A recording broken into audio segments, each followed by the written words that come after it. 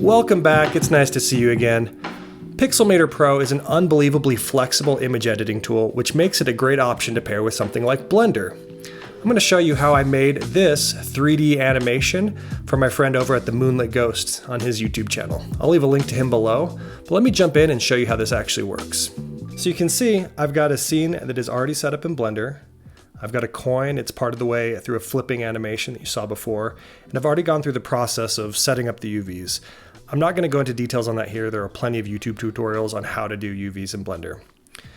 Now, you could edit the image directly in Blender, but most people prefer something a little bit more powerful when they're going to edit their images and their textures, like Pixelmator. So what you can do is you can set up an application for external image editing.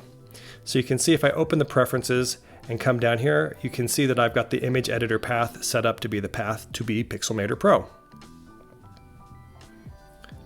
Now if I just close that up, I can actually come back over here and I can say edit externally. And what that will do is it will launch it directly in Pixelmator.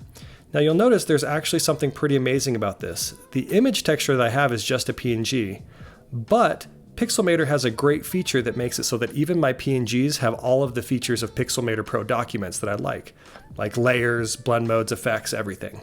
You can even see I've got my exported UV guides in this same document, so I can see how it lines up with my geometry. And all of this is possible because of a cool feature called Sidecar. You can see it's grayed out because I've already enabled Sidecar on this file. But what it does is it makes it so that your images, like PNGs, can be treated just like their Pixelmator Pro documents, and they can bring along all of the features that you would expect as a result. And the great thing about this is every other application just sees these files as normal PNGs. So that means I can make changes, and I can show you that, and they will just look normal to Blender. So let me go ahead and turn everything red with a new layer here and just save it. And then if I come over here to Blender and I reload the image, you can see that everything just turns red. Now, if this was just a normal PNG, I would be committed to this change, but because this is tracked with a Sidecar file, I can just turn off this red layer, hit save, and press Option R to reload, and I'm right back to where I left off.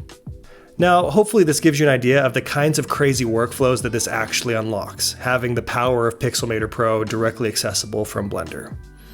If you'd like to see how I'm using it, go ahead and like and subscribe below. Your support really does mean the world to me. And if you are interested in more film, photography, and animation, stick around. I've got you covered, and I think you're going to enjoy this next one. Okay, we'll see ya.